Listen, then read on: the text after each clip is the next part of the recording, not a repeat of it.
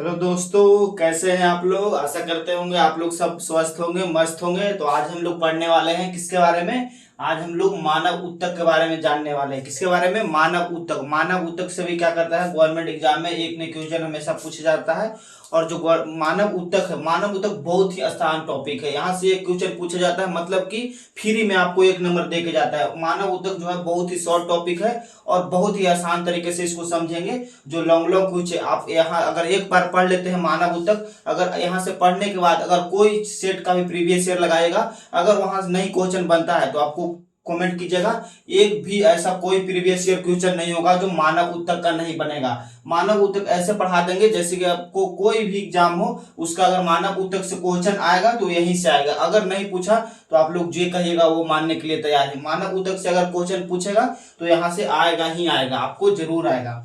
तो चलिए हम लोग सेशन को शुरुआत करते हैं। आप लोग मानव ऊतक के बारे में सबसे पहले देखते हैं कि मानव ऊतक। मानव ऊतक यानी कि पहले सबसे देखते हैं ऊतक शब्द का जो शब्द था उस किसने दिए थे। ऊतक शब्द का जो शब्द थे वो किसने दिए थे? तो सर्वप्रथम ऊतक शब्द किसने दिए थे? तो विचर्ड नामक वैज्ञानिक ने दिए थे। कौन दिए थे? विचर्ड नामक वैज्ञानिक ने ऊतक शब्द का प्रयोग किया था। सर्वप्रथम ऊतक शब्द का क्या किया था? प्रयोग किया था। और यही पूछ देगा कि ऊतक का अध्ययन, ऊतक का अध्ययन क्या कहलाता है। यह भी बहुत इंपॉर्टेंट है कि ऊतक का अध्ययन क्या कहलाता है। तो हिस्टोलॉजी कहलाता है। क्या कहलाता है? हिस्टोलॉजी कहलाता है। हिस्टोलॉजी। ऊतक शब्द, ऊतक का अध्ययन क्या कहलाता है? हिस्टोलॉजी। जैसे कि ऊतक हो गया, उसका जो अध्ययन करता है, उसका जो डॉक्टर लोग होता है उसे क्या कहता है? हिस्टोलॉजिस्ट कहा जाता है। और ऊतक का अध्ययन क्या कहलाता है? हिस्टोलॉजी कहलाता है। अब एक और पूछता है एग्जाम में कि ऊतक, जो ऊतक था उसका जनक किसे कहा जाता है। ऊतक का जनक किसे कहा जाता है? तो इनको कहा जाता है मार्सेलो मेलपिगी को कहा जाता है। किसको? मार्सेलो मेलपिगी को कहा जाता है। किसको कहा जाता है? Marcelo Malpighi. मेलपिगी को कहा जाता है। Marcelo Malpighi. मार्सेलो मेलपिगी को कहा जाता है ऊतक का जनक कहा जाता है। यानी कि फादर ऑफ क्या कहा जाता है? हिस्टो, फादर ऑफ टिश्यू कहा जाता है। फादर ऑफ टिश्यू यानी कि ऊतक का जनक कहा जाता है मार्सेलो मेलपिगी को। अब हम लोग ऊतक के बारे में जानते हैं कि ऊतक है क्या। यह ऊतक एक प्रकार से मान लीजिएगा जो समान कोशिकाओं का समूह को ही ऊतक कहते हैं। ऊतक किसे कहते हैं? समान कोशिकाओं के समूह को क्या कहते हैं? ऊतक कहते हैं। समान कोशिकाओं के समूह को क्या कहते हैं? ऊतक कहते हैं। ऊतक आप लोग बता दिए कि ऊतक का शब्द सर्वप्रथम शब्द किसने यूज किया? तो विचर्ड ने किया। ऊतक का अध्ययन हिस्टोलॉजी कहलाता है। ऊतक का जनक किसे कहते हैं? तो मार्सेलो मेलपिगी को कहा जाता है। अब हम लोग ऊतक के प्रकार देखते हैं। ऊतक के भी कई प्रकार होते हैं, जैसे कि हो गया पेशीय ऊतक, हो गया तंत्रिका ऊतक, हो गया और संयोजिक ऊतक, हो गया और उपकला ऊतक। 4 प्रकार के ऊतक होते हैं। कितने प्रकार के? 4 प्रकार के। ये सब मानव ऊतक है, याद रखिएगा। ये सब कैसा ऊतक है? मानव ऊतक है। एक पादप ऊतक होता है, वो अलग होता है। ये क्या है? मानव ऊतक है। मानव ऊतक कितने प्रकार के बताएं आप लोग को? पेशीय ऊतक, तंत्रिका ऊतक, संयोजी ऊतक और उपकला ऊतक। हम लोग ध्यान से पढ़ेंगे, सबको एक एक करके जानेंगे कि कौन कौन से ऊतक से कौन सा क्वेश्चन पूछे जाते हैं। वो भी आप लोगों को बता देंगे कौन सा क्वेश्चन पूछा जाता है यहाँ से। तो आइए हम लोग शुरुआत करते हैं कि पेशीय ऊतक कहते किसको है। पेशीय ऊतक किसे कहते हैं?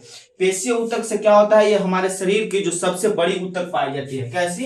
हमारे शरीर की सबसे बड़ी ऊतक है। कैसी ऊतक है? हमारे जो शरीर है उस सबसे बड़ी ऊतक कौन सी है? पेशीय ऊतक। पेशीय ऊतक से ही क्या होता है? हमारे शरीर का जो मांसपेशी है, मांसपेशी का निर्माण होता है। इससे क्या होता है? मांसपेशियों का निर्माण होता है। मांसपेशियों का निर्माण होता है। किससे होता है? मांसपेशियों का निर्माण होता है। किससे? पेशीय ऊतक से। पेशीय ऊतक से क्या होता है? हमारे मांसपेशी है उसका निर्माण होता है पेशीय ऊतक से। और हम लोग इसके बारे में जानेंगे। इसमें एक तरल पदार्थ भरा रहता है। पेशीय ऊतक की कोशिका में कैसा एक तरल पदार्थ भरा रहता है जिसे सर्कोप्लाज्म कहते हैं। क्या कहते हैं? सर्कोप्लाज्म कहते हैं। सर्कोप्लाज्म कहते हैं। इसमें एक तरल पदार्थ भरा रहता है। जैसे कि ऊतक है पेशीय ऊतक, पेशीय ऊतक में एक तरल पदार्थ भरा रहता है जिसे सार्कोप्लाज्म कहते हैं। ये बहुत इंपॉर्टेंट है, एग्जाम में पूछा हुआ है कि जो पेशीय ऊतक में तरल पदार्थ भरा रहता है वो उसे क्या कहते हैं? तो सार्कोप्लाज्म कहते हैं। क्या कहते हैं? सार्कोप्लाज्म। और एक और क्वेश्चन पूछा जाता है कि जो पेशीय ऊतक है उसका विकास कहाँ होता है? पेशीय ऊतक का विकास कहाँ होता है? तो मीसोडर्म में होता है। कहाँ होता है? मीसोडर्म में पेशीय ऊतक का विकास कहाँ होता है? मीसोडर्म में। ये बहुत ज्यादा इंपॉर्टेंट है, एग्जाम में पूछा हुआ है। अगर आपको विश्वास नहीं है तो पीवीएससी और क्वेश्चन में देख लीजिएगा, गवर्नमेंट एग्जाम में कोई में पूछा हुआ है कि ऊतक, पेशीय ऊतक का विकास कहाँ होता है, तो मीसोडर्म में होता है। कहाँ होता है पेशीय ऊतक का विकास?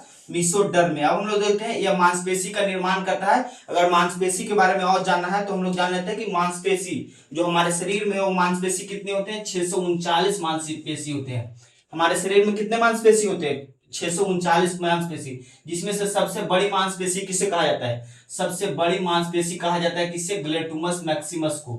ग्लैटुमस, ग्लैटुमस मैक्सिमस को कहा जाता है। मैक्सिमस, मैक्सिमस को कहा, मैक्सिमस को कहा जाता है। किसको कहा जाता है? ग्लैटुमस मैक्सिमस को, जो हमारे शरीर के क्या है? सबसे बड़ी हड्डी मानी, सबसे बड़ी मांसपेशी माना जाता है। सॉरी, हमारे शरीर के जो सबसे बड़ी मांसपेशी है कौन है? ग्लैटुमस मैक्सिमस है। ये हमारे पीठ के भागों में पाया जाता है। कहाँ पाया जाता है ग्लैटुमस मैक्सिमस? पीठ में पाया जाता है। और एक और पूछा जाता है कि जो हमारे शरीर की जो सबसे चौड़ी मांसपेशी, हमारे शरीर की जो सबसे चौड़ी मांसपेशी है वो कौन है? ग्लूटुमस डोर्सी है। क्या है? ग्लूमस डोर्सी, ग्लूमस मैक्सिम, ग्लूमस क्या होता है? डोर्सी। क्या होता है? ग्लूमस डोर्सी।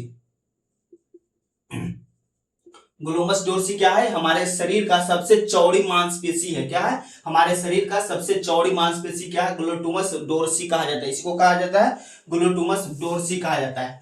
अब हम लोग देखते हैं तंत्रिका ऊतक। पेशीय ऊतक के बारे में बता दिए जो एग्जाम में पूछा जाता है, इससे ज्यादा पेशीय ऊतक के बारे में नहीं पूछेगा।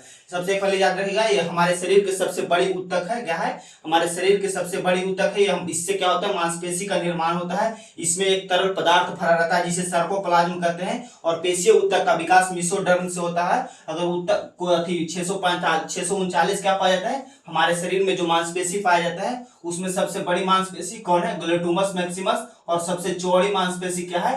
ग्लूटुमस क्या है? डोर्सी है। ग्लूटुमस डोर्सी है। अब हम लोग देखते हैं तंत्रिका ऊतक के बारे में। किसके बारे में हम लोग देखते हैं? तंत्रिका ऊतक। तंत्रिका ऊतक के बारे में जानेंगे। इसमें विभाजन की क्रिया नहीं होती है। क्या होती है? विभाजन की क्रिया नहीं होती। विभाजन क्रिया नहीं होती है। इसमें क्या होती है? विभाजन की क्रिया नहीं होती है।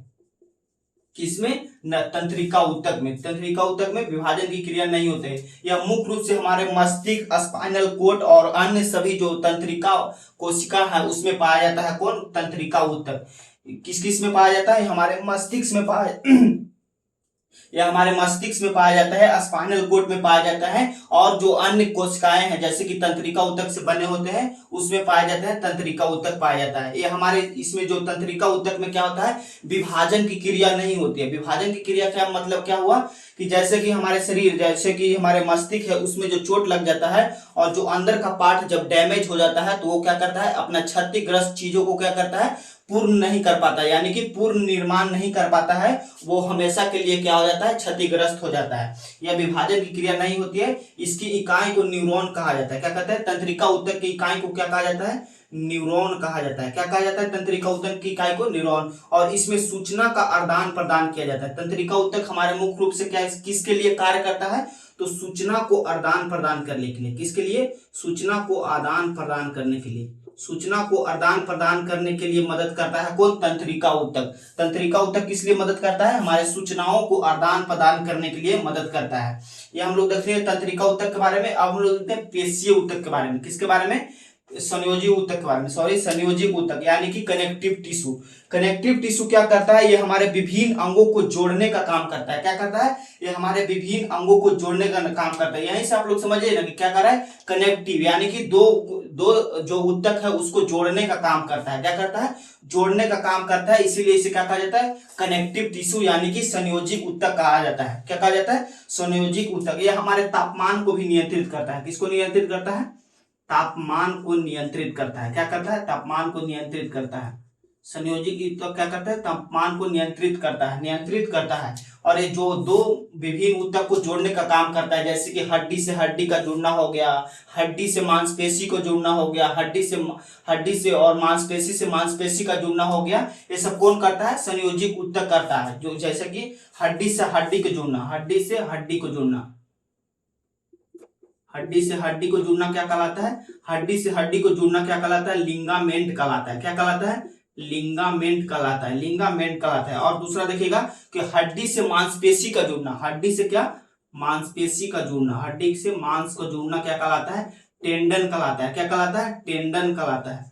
हड्डी से मांसपेशी को जुड़ना टेंडन कहलाता है। ये भी बहुत इंपॉर्टेंट है, एग्जाम में पूछा हुआ है कि हड्डी से हड्डी को जुड़ना क्या कहलाता है, तो लिगामेंट कहलाता है। और हड्डी से मांसपेशी का जुड़ना क्या कहलाता है, टेंडन कहलाता है। और मांस से मांस को जुड़ना, मांस से मांस को जुड़ना क्या कहलाता है, मांस से मांस को जुड़ना क्या कहलाता है, फेसिया कहलाता है। क्या कहलाता है, फेसिया कहलाता है। मांस से मांस को जुड़ना क्या कहलाता है, फेसिया कहलाता है। कनेक्टिव टिश्यू से यही क्वेश्चन पूछा जाता है। यह हमारे तापमान को नियंत्रित करता है। यह किसका बना होता है, तो तरल पदार्थ उत्तक का बना होता है। किसका बना होता है, यह रक्त तरल पदार्थ उत्तक का बना होता है। कौन, संयोजिक उत्तक, यानी कि कनेक्टिव टिश्यू तरल पदार्थ उत्तक का बना होता है। यह हमारे हड्डी, जैसे कि हड्डी से हड्डी का जुड़ना, हड्डी से मांसपेशी का जुड़ना और मांस से मांस को जुड़ना क्या कहलाता है, संयोजिक उत्तक कहलाता है। जैसे कि मांस से मांस जुड़ना फेसिया कहलाता है, हड्डी से हड्डी जुड़ना लिगामेंट कहलाता है, और हड्डी से मांसपेशी को जुड़ना टेंडन कहलाता है। क्या कहलाता है, टेंडन। अब हम लोग चौथा देखते हैं उपकला उत्तक के बारे में। किसके बारे में, चौथा है, बहुत इंपॉर्टेंट है। चौथा अगर बहुत इंपॉर्टेंट है, चौथा थोड़ा सा लॉन्ग भी है। इससे क्या करता है, कभी कभी क्या करता है एग्जाम में, क्या करता है पूरा डीपली पूछ देता है। अगर डीपली आपसे पूछेगा तो यहाँ तक आएगा, सिल्की उपकला, घनाकार उपकला, स्तंभकार उपकला और पछावी उपकला का लास्ट आता है। अगर इससे डिटेल नहीं पूछेगा, गवर्नमेंट एग्जाम में इससे ज्यादा क्वेश्चन नहीं पूछता है। अगर आपको डिटेल में, अगर शॉर्ट में पूछना चाहेगा तो ऊपर से ही पूछ लेगा कि उपकला उत्तक किस में कार्य करता है। उपकला उत्तक अब हम लोग जानते हैं। उपकला उत्तक मुख्य रूप से कैसे, जो हमारे शरीर है, उपकला उत्तक उसे कहते हैं जो हमारे शरीर है, उस शरीर का जो आंतरिक अंग है, शरीर का जो आंतरिक भाग है, उसका बाहरी परत किसका बना होता है, उपकला उत्तक का ही बना होता है। किसका बना होता है, उपकला उत्तक। फिर से सुनिएगा, जो हमारा शरीर है, पूरे शरीर का जो आंतरिक भाग, यानी कि लीवर, किडनी, फेफड़ा, ये सब जो है, उसका जो बाहरी परत है किसका बना होता है, उपकला उत्तक का बना होता है। किसका बना होता है, उपकला उत्तक का बना होता है। ये भी दो प्रकार के होते हैं। उपकला उत्तक कितने प्रकार के होते हैं, दो प्रकार के। कौन कौन, सरल और संयुक्त। कौन कौन होते हैं, सरल और संयुक्त, यानी कि सिंपल इपिथेलियम और कंपाउंड इपिथेलियम। सरल उपकला आप जानते हैं कि सरल उपकला किसे कहते हैं, तो सरल उपकला उसे कहते हैं जैसे कि जिस कोशिका में एक परतें होती है उसे सरल उपकला कहते हैं। क्या किसे कहते हैं, जिस कोशिका में एक परत होती है उसे क्या कहते हैं, सरल उपकला कहते हैं। और जिस कोशिका में दो से अधिक परतें पाई जाती है उसे क्या कहते हैं, संयुक्त उपकला कहते हैं। क्या कहते हैं, संयुक्त उपकला कहते हैं। संयुक्त उपकला छोटा है, इसे पहले बता देते हैं, उसके बाद हम लोग सरल उपकला पर आएंगे। संयुक्त उपकला भी बताएं कि जिस कोशिका में दो से अधिक उत्तक पाई जाती है उसे क्या कहते हैं, संयुक्त उपकला। संयुक्त उपकला मुख्य रूप से वहां पाए जाते हैं जहां घिसावट की क्रिया ज्यादा होती है। जैसे कि हमारे पैर का जो एड़ी है वहां घसावट की क्रिया क्या होती है, ज्यादा होती है, तो वहां पे कौन सा उत्तक पाया जाता है, संयुक्त उत्तक, यानी कि दो से अधिक क्या पाई जाती है, वहां पे परतें पाई जाती है, दो से अधिक परतें पाई जाती है। हमारे एड़ी हो गया, हाथ का जो हथेली हो गया, इसमें कौन सा उत्तक पाया जाता है, संयुक्त उत्तक पाया जाता है। कैसा पाया जाता है, संयुक्त उत्तक। और दूसरा क्या है, सरल उपकला। सरल उपकला, सरल उपकला भी चार प्रकार के होते हैं। कितने प्रकार के होते हैं, सरल उपकला चार प्रकार के। ये बहुत इंपॉर्टेंट है। अगर डीपली में आपसे क्वेश्चन पूछेगा तो यहीं से पूछता है, यहाँ से भी कभी कभी पूछ देता है। अगर आपसे डीपली में क्वेश्चन पूछना चाहेगा तो यहीं से पूछ देगा कि सरल उपकला के कितने प्रकार हैं और कौन कौन से होते हैं और इसका कार्य बताएं। मतलब कि इसका सब लोग का कार्य भी जान लेते हैं। सबसे पहले तो है सल्की उपकला, घनाकार उपकला, स्तंभकार उपकला और पछावी उपकला। पछावी उपकला को ही रोमक उपकला भी कहते हैं। क्या कहते हैं, रोमक उपकला भी कहते हैं पछावी उपकला को। अब हम लोग एक एक करके हम लोग जानते हैं कि सल्की उपकला किसे कहते हैं। सल्की उपकला का जो आकार होता है, सल्की उपकला का आकार कैसी होती है, चपटी होती है और क्या होती है, पतली होती है। कैसी होती है, सल्की उपकला का जो आकार होती है बहुत ही चपटी होती है और पतली होती है। इसका जो मुख्य कार्य है, यह मुख्य कार्य क्या है, जैसे कि वायुकोष हो गया, हमारे शरीर में अंदर जो शरीर के अंदर क्या है, एल्वियोली पाए जाते हैं। एल्वियोली कहे तो वायुकोष, जो वायुकोष का जो बाहरी परत होता है किसका बना होता है, सल्की उपकला का ही बना होता है। किसका बना होता है, सल्की उपकला। फिर से सुनिएगा, जो हमारे आंतरिक भाग है, यानी कि कौन, वायुकोष। वायुकोष कहे तो एल्वियोली। एल्वियोली का जो बाहरी परत होता है किसका बना होता है, सल्की उपकला का बना होता है। और इसकी यह किस में मदद करता है, जैसे कि वायुकोष है जो श्वास लेने में क्या करता है, यह मदद करता है। अवशोषण की क्रिया में क्या करता है, मदद करता है कौन, सल्की उपकला। इसका आकार बता दिए कि चपटी होती है और पतली होती है।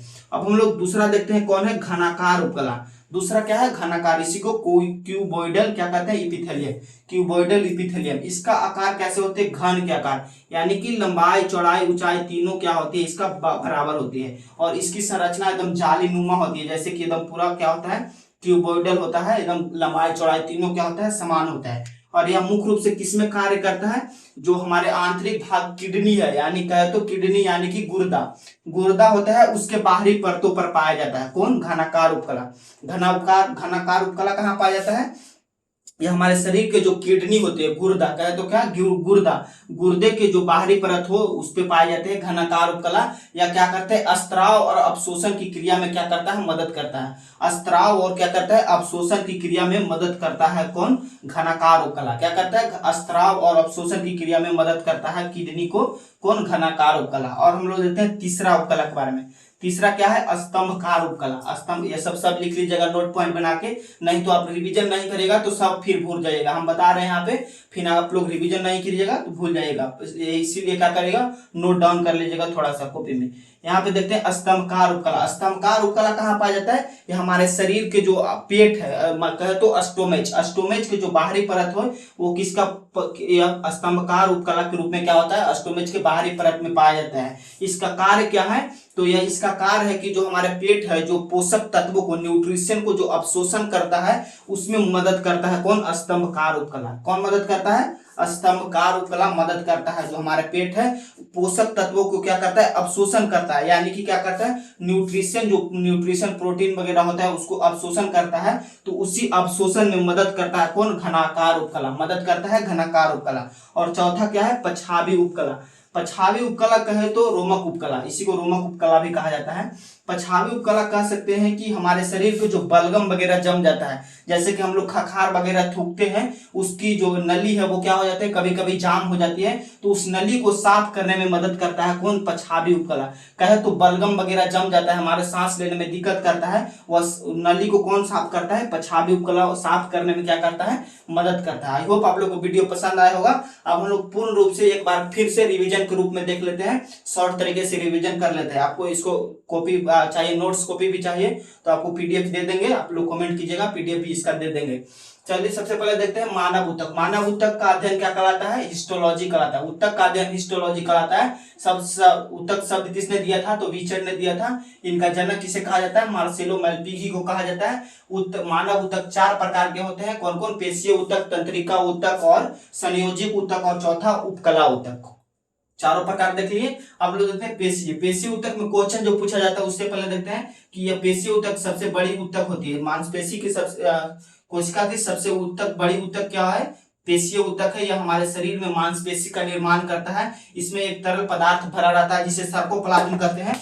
और इसका विकास कहाँ होता है, मीसोडर्म में होता है। मीसोडर्म में पेशीय ऊतक का विकास होता है। और दूसरा क्या है, तंत्रिका ऊतक। तंत्रिका ऊतक में विभाजन की क्रिया नहीं होती है। इसका इकाई मतलब कि तंत्रिका ऊतक की इकाई को क्या कहा जाता है, न्यूरॉन कहा जाता है। यह सूचना को आदान प्रदान करने में क्या करता है, मदद करता है। चौथा क्या है, संयोजी ऊतक। संयोजी ऊतक ताप नियंत्रण में मदद करता है। जैसे कि हड्डी से हड्डी का जुड़ना क्या कहलाता है, लिगामेंट। हड्डी से हड्डी का जुड़ना लिगामेंट कहलाता है। हड्डी से मांसपेशी का जुड़ना टेंडन कहलाता है। और मांस से मांस का जुड़ना फेसिया कहलाता है। क्या कहलाता है, फेसिया कहलाता है। और चौथा में क्या बताएं कि उपकला ऊतक। उपकला ऊतक 2 प्रकार के होते हैं, संयुक्त उपकला और सरल उपकला। सरल उपकला 4 प्रकार के होते हैं, कौन कौन, घनाकार उपकला, स्तंभकार उपकला, सल्की उपकला और पछावी उपकला।